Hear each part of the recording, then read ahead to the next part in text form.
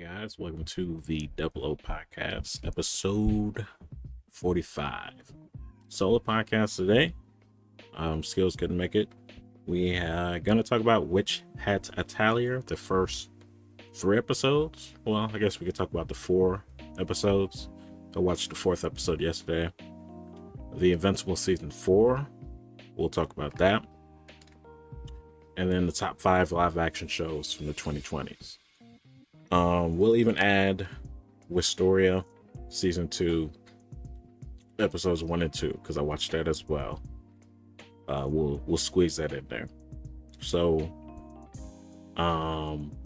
Witch Hat Atelier, I'll just jump right into it. Phenomenal anime. That's how I would describe Witch Hat Atelier. I watched the first 4 episodes. Beautifully animated, the art, the animation. They even have this aspect where they change the scene by making it look like a flip book. It's kind of really hard to explain. You'll have to watch the anime to find out. But highly recommend it for people that haven't started. I'll be getting into the episodes, spoilers now. For those that haven't caught up to episode 4, that haven't seen episode 4. I love Coco. I think she is a very vibrant main character. Range of emotions, determined, scared, fear, joyful. She has a wide range of emotions, unlike her sibling witches, apprentices. The apprentices are very one note, very one dimensional. You got Agate, who set her up by pushing her in that window to go take her test. She's an asshole. Although I do like her character. I do like that there's more to her character than the other two. So Agate, she's the angry one. She doesn't like people that doesn't know how to use magic. Tetia, the thank you girl. She's bubbly. She thanks you for thanking her. And then we have Riche, which is the emotionalist, expressionless girl that says everything in a deadpan expression. So that's basically the cast. We also have Kifri, who is the head witch of the Atelier that these girls are staying at. So the first episode was pretty solid, I must say. It kind of reminded me of Demon Slayer a little bit. I'm not saying it did it better than Demon Slayer, the first episode. Setting up the character, their family life, and then something tragic happens to said family member. And then the guy takes care of the now orphan to go train them or whatever. That's basically the same thing that happened in Demon Slayer. But I think Demon Slayer did it way better than Witch Hat Atelier. I think they did it good, Witch Hat, but I think they could have built it up a little bit more with her and her mom. I like that they're showing flashes of her growing up with her mom, get more of their relationship, build that up a little bit more. I love that they're showing that in other episodes. But it's still great nevertheless. Out of all the animes this season, I haven't started Dr. Stone yet. Probably besides Classroom of the Elite, Witch Hat Atelier is probably my favorite anime. Better than Wistoria, even Demons of the Shadow Realm, I like it better than that. And even ReZero, Witch Hat Atelier. Easily, I think it's going to be the best anime of the spring. Just based on the setup, the anime itself, how it's going, the direction, and the subplot as well. Because in this world, just to give a little bit of a recap, basically anyone can do magic. You don't have to be the special person to be able to do magic. You just have to be able to draw perfect circles and have the knowledge. And that's what this witch society is basically doing right now. They don't let any humans view them when they're drawing the circles. They don't let them watch when they're doing their thing, because then that will give their secrets away to society. And that's one of the rules that they have too. And if people happen to catch on or see or know, then the witch hats, they gotta take away their memory to keep it a secret. But yeah, the subplot of the girl, the mysterious lady in the alley that gave Coco her magic spell book in the first place, she's coming into play. I don't know what their plan is. Maybe they're trying to create some kind of revolution to where everyone starts using magic. I could probably see that going in that direction. Normal humans getting their hands on magic and doing evil stuff. I would like to actually see that. And I think it will divulge into that in the future. But I like Criffrey. He's kind of like your stereotypical sensei. He's caring for his students, who would never put them in unnecessary danger. He's kind. He's caring. And, you know, he's him. I'm going to need to see him in an actual battle, because I'm not going to think that he's just like that off top, just off of looks. You're going to have to show me. Because we all thought that Ijin was that dude from Gachikuta, you know, took in the orphan dude, taught him the ways of the world, and he didn't do nothing in that show. But I would like to see some boxing soon, especially in the season. I want to need some type of action. So, someone getting fucked up, a fight, wizard versus wizard, something like that in the next few episodes. It doesn't have to happen that soon, but before the season ends for sure. But yeah, back to Coco. She's pretty good, because the main thing I think about magic is, I guess, being able to draw. And she's been doing that since she was a kid. She's been drawing, and her lines are really well. She got complimented by Criffy. She's like, yo, the way that you cut this cloth is magical. And so she's a quick learner. She's adaptable. When her shoes got muddied in that lake, she went to that test to try to get the flower. She was sad for a moment, but she didn't give up, and she improvised. She drew the circle on the cloth and tied it to the boat. She used her own stone. She just picked up a rock somewhere and diluted the ink, because the ink spilled, so she diluted the ink, and then she drew on the cloth to create a sail. Now the boat broke, but she was able to stay on, thankfully, and ride it like a broom, a witch's broom. I hope that she eventually does that in the future. I think that'd be something unique, but I think that'd probably be a little less stable than the shoes. I think the shoes, you probably have more control. I think eventually she'll probably learn how to use the shoes, among other things as well.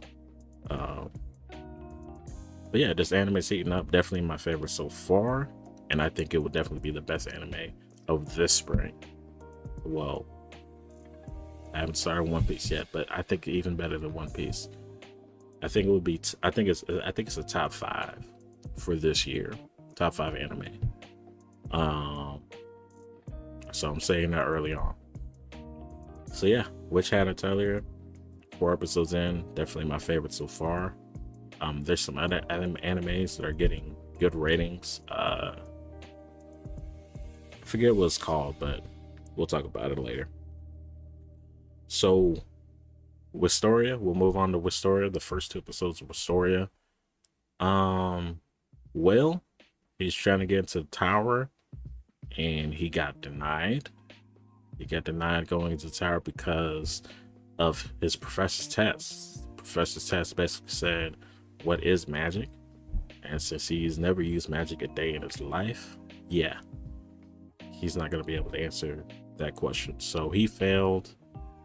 Unfortunately, he failed the test. He wrote some bullshit about how magic is inspiration. You do this and you do that. Yeah, he wasn't going for that. But yeah, there was an attack right after he failed. He's in his sorrows. His roommate's trying to cheer him up. I forget his name, but they attack the same people from the last season that was in those dungeons that took them to the lower dungeons. They brought some monsters with them, and these monsters, some of them are equipped with a sword that can absorb magical energy, which is a problem for magicians in that show because they don't have hands, they only have magic, and so take away their magic and they're not going to be very effective. So Will is basically the only one that really has a chance, specifically against the ones that have the wands or the swords that absorb magical energy. But Will's doing his best. He went up against some great beast from like the level 40 floor. And he's getting destroyed by him. He has no chance at all. And then his roommate tried to interfere, and then he got his arm cut off. There is some speculation. Don't confirm if you guys do know, but there is some speculation, some theories that the roommate is actually Elfie. Like she sent some kind of ice clone or something to protect Will. There's some theory on that. Do I think that's true? I could see that. I could definitely see that because his roommate does seem super overprotected and super overloving, and he's saying some things that are kind of weird, like I'll always protect you, don't forget, I'll always look over you.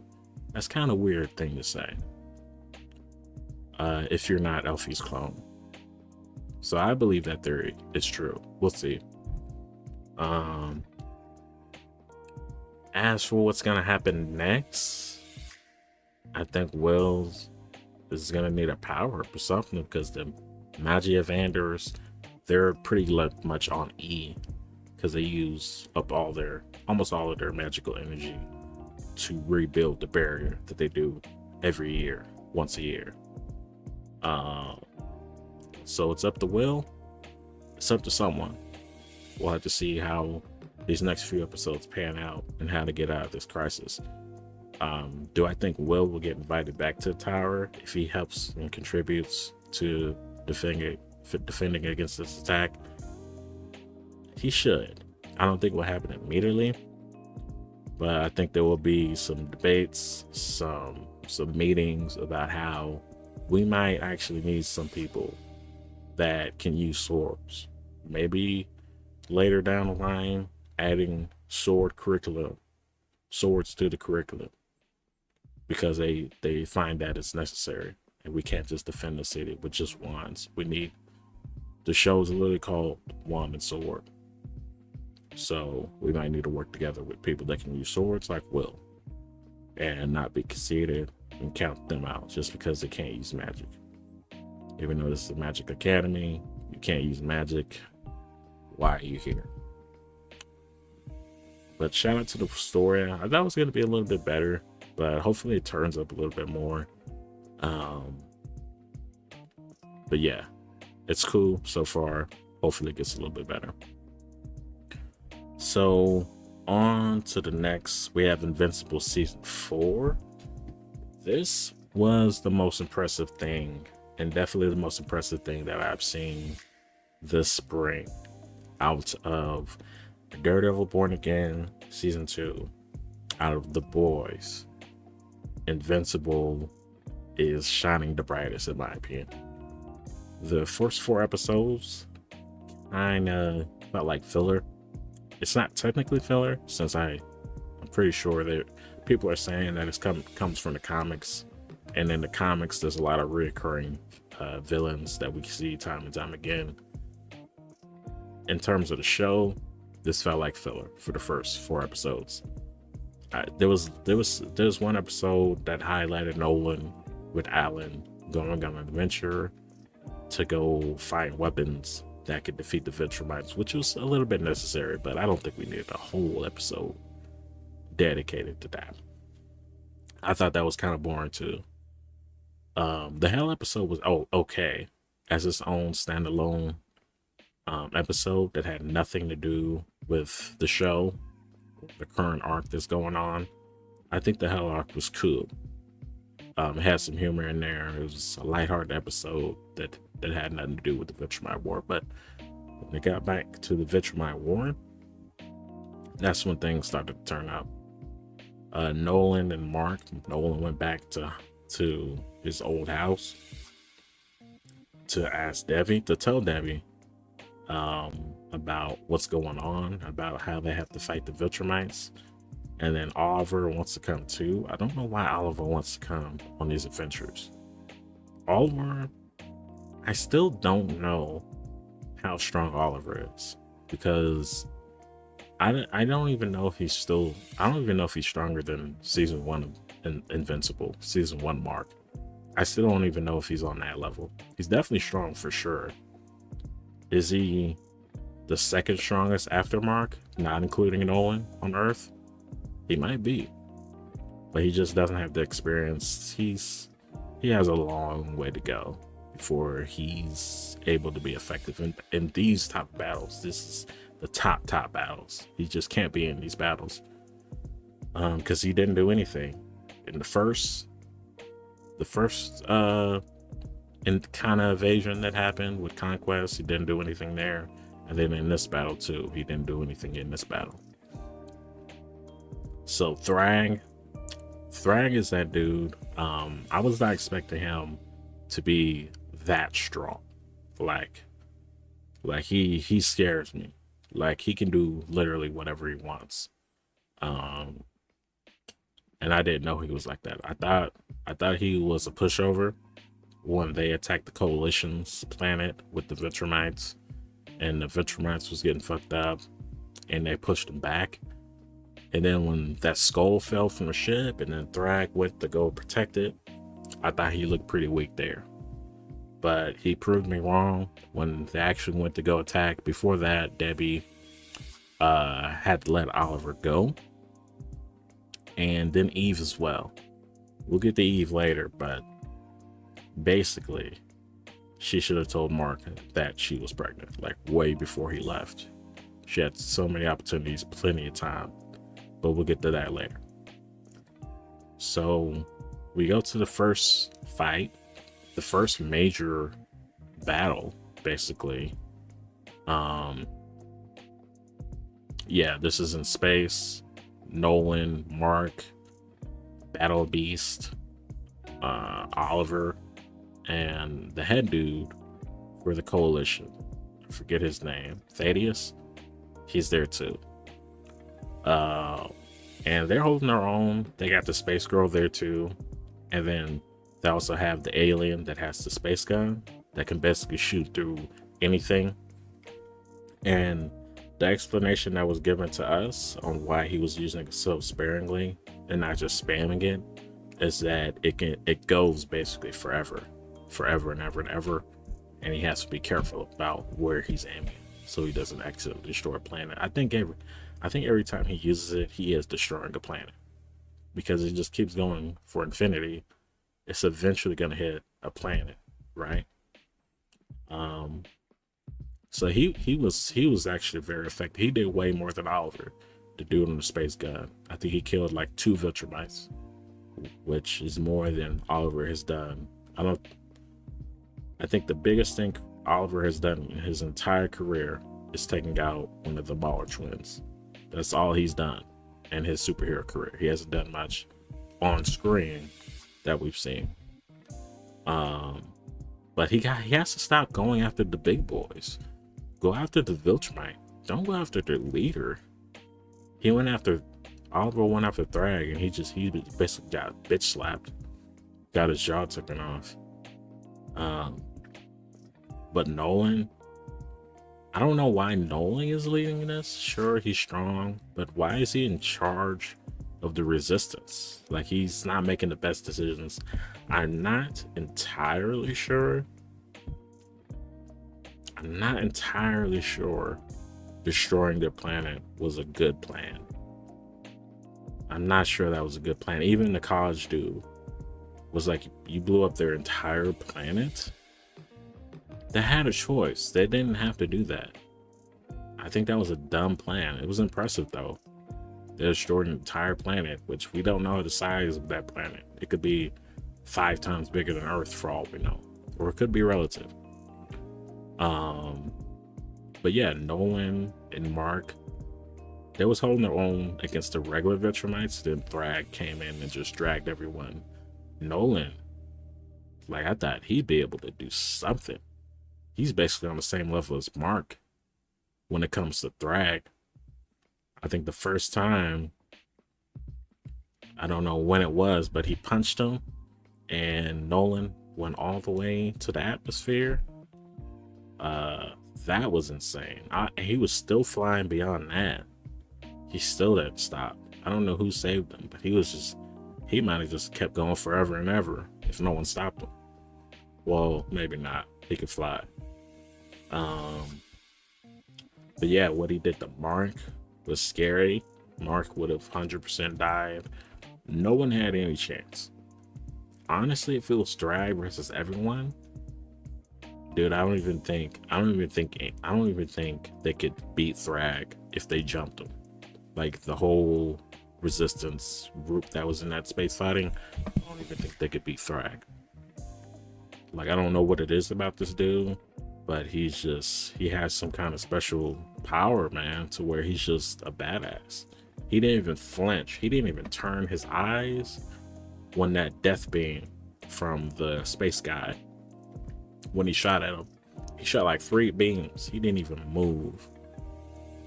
And I'm pretty sure that would kill him, but he didn't even move, which is scary.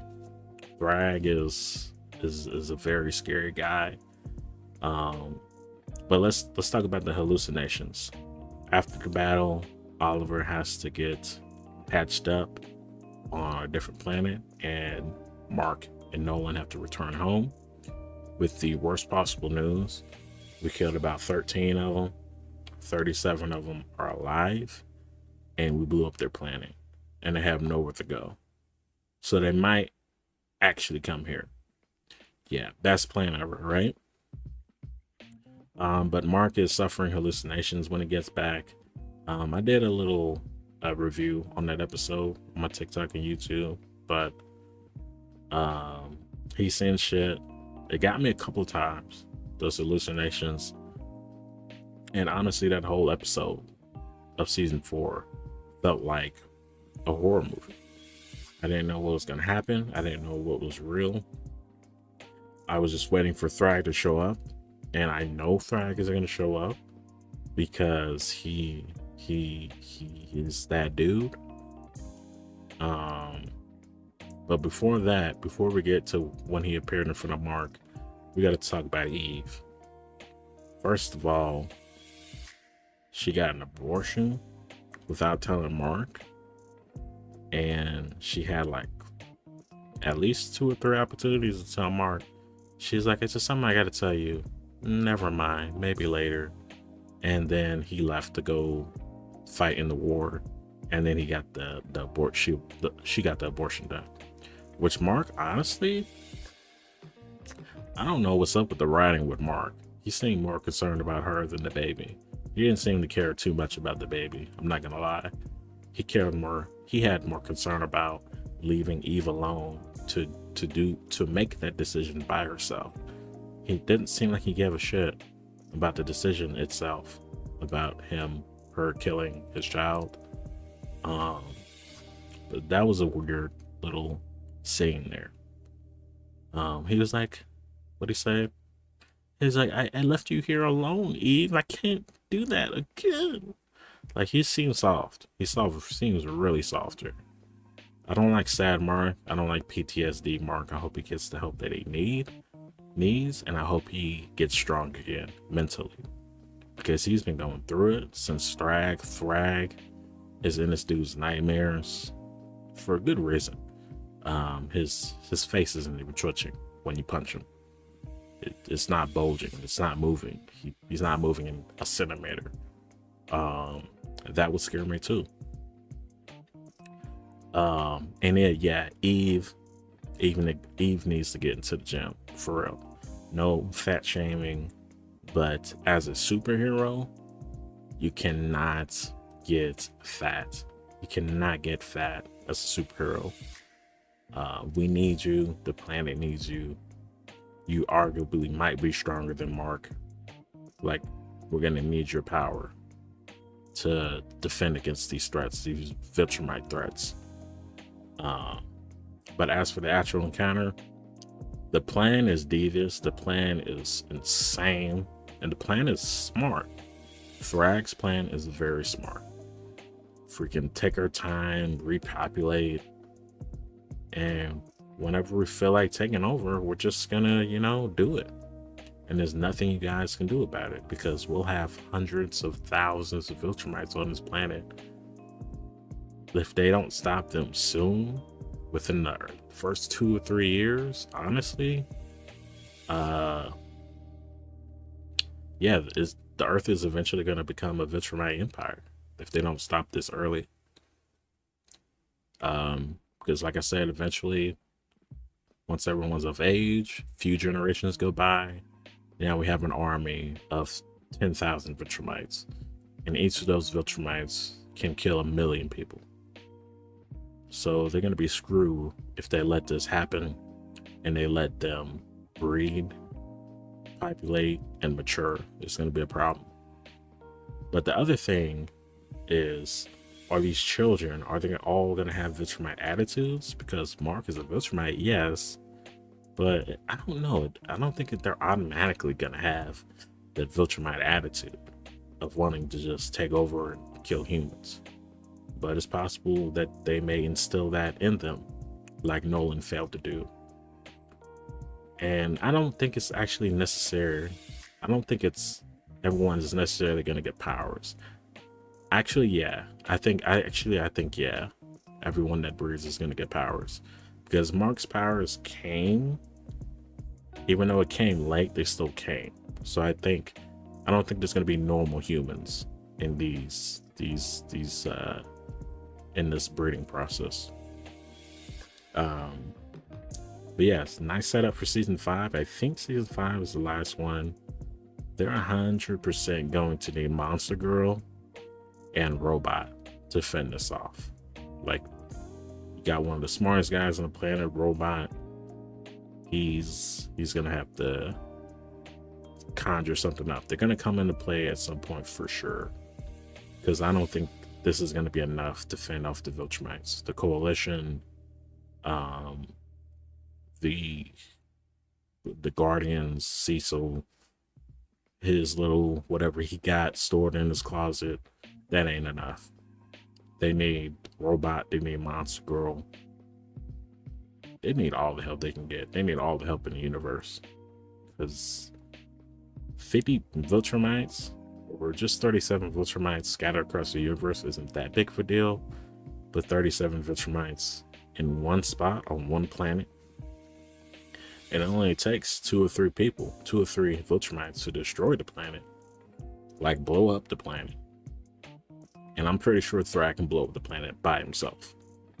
I'm pretty confident he can bust through the core of Earth and destroy the planet by himself if he wanted to at any time. But yeah, shout out to Thrag. He's definitely one of the best villains in the Invincible series so far. Could be some recency bias, probably is, but I think he's the best villain. He's scary and he's formidable, and he doesn't seem to have any weaknesses, except for blowing up this planet, hitting him where it hurts most. But then you created a bigger problem. So yeah, shout out to Invincible season 4. Great season. Can't wait for season 5. It's going to come out next year, spring 2027. So at the same time next year, already confirmed, season 5 is going to be on the way next spring. So that was Invincible season 4. We'll move on to our last topic, top 5 live action shows from 2020s. Doing this list, I realized that I haven't seen a lot of live action shows. I think I watched way more live action growing up as a teenager than right now. I'll just start off with number 5. I don't have Game of Thrones on here. I don't have any House of Dragons. Don't expect any of that. I have not seen that. I probably will never see that. Just not into those kind of shows, those settings. But number 5, I have Fallout. Fallout just finished their second season a couple of months ago. Both seasons had like 10 episodes, and I like the first season a little bit better. But this is adapted from the games or from the books or whatever it's from. It's an adaptation. And you have the main character, Lucy, who I really like, and some other characters as well that play pivotal roles. I like that there's like different factions in this universe. You have these guys over here, the Vultures, you have the Ghouls, you got the Legion, you got all these different factions with their own plan, their own strategy, their own purpose. Even factions within factions. But this series, I definitely recommend. It's, as far as video game adaptations, it's probably one of the best video game adaptations, especially in terms of accuracy. The show itself is kind of like a video game, and even the way that people are written, it's kind of like a video game.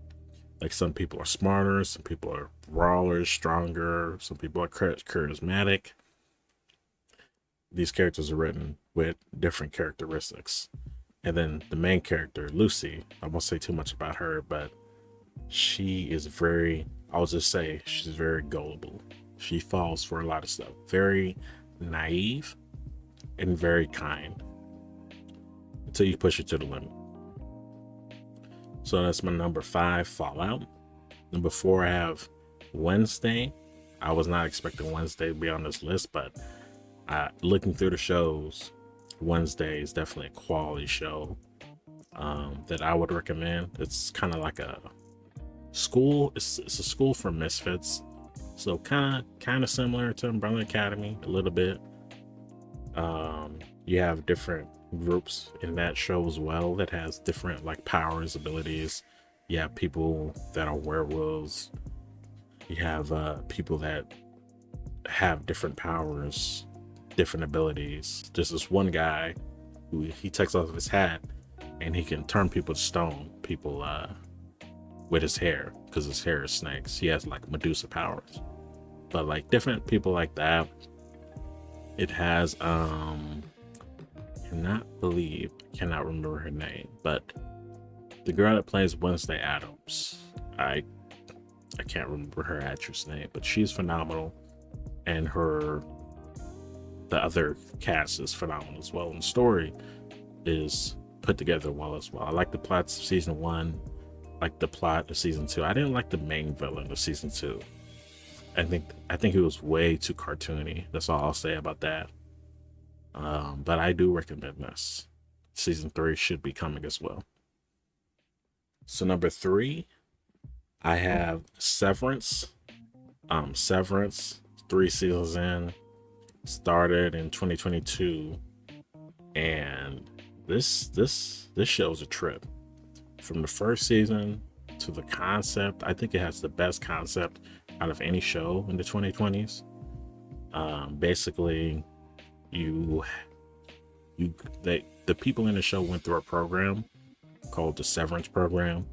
It's where it splits your consciousness between working and then not working. So basically, it creates 2 different people. Basically, you have your work self, and then you have your at-home self. So as soon as you clock into work, take the elevator down, it severs your consciousness, and now you're your work self. Whole different personality, whole different life. The work self doesn't even know it has a family. And then, when you go back home, you switch back automatically, and you're your at-home self. And the best thing about this concept is that either side, work self, non-work self, both sides have no awareness of what the other person is doing. So you could be low-key getting abused at work, and the at-home self would have no idea, because they have no memories, no traces of what went on at work, and vice versa. Concept is dope. It gets deeper and deeper. And I know a new season for Severance is going to be coming back as well. Highly recommend it if you like sci-fi. So number 2, down to the nitty gritty. Number 2, I have From. I was not expecting my excitement for From to be this much. I think season 3 was the best so far. Once we started getting more answers, this was one of those shows where there's a mystery and you got to figure out what's happening. We're getting down to the nitty gritty of the series about what's happening. We're finally getting answers. There's still some questions that need to be answered though. But this show is basically about a group of people that are in this town, and you basically can't leave the town. There is a way that you get trapped in this town, and basically they're just trying to survive. They're trying to get out of this town. They're trying to find a way out, and no one's been able to find a way out. And then more people just keep coming into this town, and then there's other things that go on as well, like monsters. That's all I'll say about that. There's monsters that come out at night, so you can't be out at night as well. So scary shit. I might rather be in the Walking Dead world than the From world, because at least you can move around. You're not trapped in one town. So From, the season 4 just dropped like a few days ago. Season 4 is back, and it's going to be weekly, so you might be able to catch up before season 4 ends. Highly recommend it. So that was From, and then number 1, I have The Witcher. I didn't expect this to be number 1, but I'm just going to stick with it.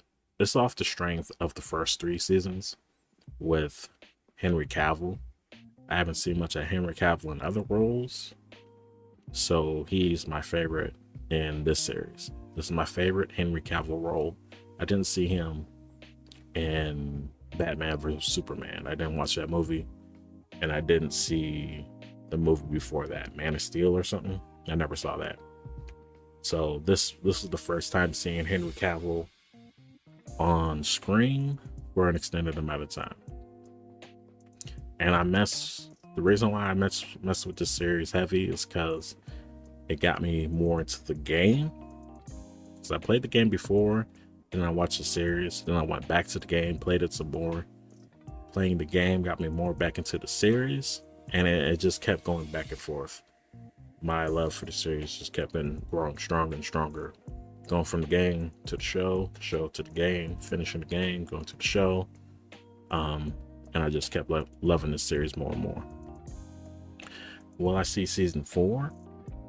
Probably not, because they recasted Gerald, Henry Cavill. They replaced Henry Cavill with Liam Hemsworth, the dude that plays Thor. Well, I seen the trailer today, actually. I'm just not gonna watch it. I'm just gonna keep my memory of the first 3 seasons. Henry Cavill sold. He should have kept doing it. This series could have been huge. It could have been way bigger than what it is now, but it's just done now. You recasted one of the most important people, and I just cannot see that guy as the Witcher. I can't see him as Geralt. So, The Witcher is my number 1. Honorable mentions: Daredevil Born Again, and we'll say Squid Games. Yeah, those are my honorable mentions. So those are my top 5 live action shows from the 2020s. I do want to go over a few polls that we haven't gotten to yet on the podcast. So one of the polls: which show will dominate the spring? Invincible, Daredevil, and The Boys, or another show? 9 votes. 22% voted Invincible, 22% voted Daredevil Born Again, and 56% chose The Boys. I think I chose Daredevil Born Again. But after finishing the Invincible season, and Daredevil and The Boys are still going on, I definitely would say Invincible is the best out of the three so far. Then we have which is the best One Piece arc ever. We had Marineford, Enies Lobby, Wano, and Dressrosa. Out of 9 votes, the winner was Enies Lobby with 67%. Pretty surprised. Not surprising. Because Enies Lobby is goated. And they had that one fight with Luffy and Lucci, which was epic. I was probably the only one that voted Wano, though. I think Wano is the best One Piece arc. And then we have which is actually the better written character, Megumi or Sasuke. Sasuke won with 65% of the votes. I voted Megumi. I like Megumi a little bit more than Sasuke, especially after this last season. He doesn't have nearly enough screen time as Sasuke, but he's more of a show not tell kind of guy. Sasuke is just a little bit wishy-washy in Shippuden, and he's just too jealous of Naruto. It had nothing to do with the Itachi revenge or avenging this clan either. Like, that jealousy thing was just a whole separate thing. It kind of ruined Sasuke's character, to be honest. And he had the gall to say he wanted to be Hokage after killing freaking Hokage representative Danzo. Spoilers. And we also had who wins in a full fight, Benimaru and Gojo. Benimaru won that with 60% of the 10 votes. So shout out to y'all. Anime of the year, Jujutsu Kaisen, Frieren, One Piece, or Steel Ball Run. JJK won it at 40% out of 15 votes. Out of those 4, I'd have to go Jujutsu Kaisen. After watching that season, I'd have to go with Jujutsu Kaisen. Which Hunter x Hunter arc is the best? Out of the Chimera Ant arc, York New City arc, Greed Island, and Hunter Exam, York New City won with 50% of the 16 votes. I'm proud of you guys. I'm glad you guys didn't go with Chimera Ant, which had more aura, but York New City was way better written. If you ever rewatch Hunter x Hunter again, then you'll see why York New City is better. Chimera Ant is over narrated, over explained, and the characters overthink entirely too much thinking in that arc. And we also have which spring 2026 anime are you most excited for? ReZero, which had Atelier, Diamonds of Shadow Realm, and One Piece Elbaf arc. ReZero season 4 won it at 38% of the 8 votes. I think I voted Damon of the Shadow Realm. But out of this, which anime am I most excited for now? It would be which had Atelier, for sure. Still haven't started One Piece yet. And the last one, Gon versus Itadori, 8 votes. Itadori, this is base form, anime only. Itadori won with 63% of the 8 votes. I voted Gon. I think Gon's beating Itadori. So that's it for the polls. That's it for the podcast. Hope you guys enjoyed. We'll be talking about Classroom of the Elite next week, and probably some other animes as well. But hope you guys enjoyed. We are on Spotify and Amazon Music. I'm your host, Pennywise TV, and we're out.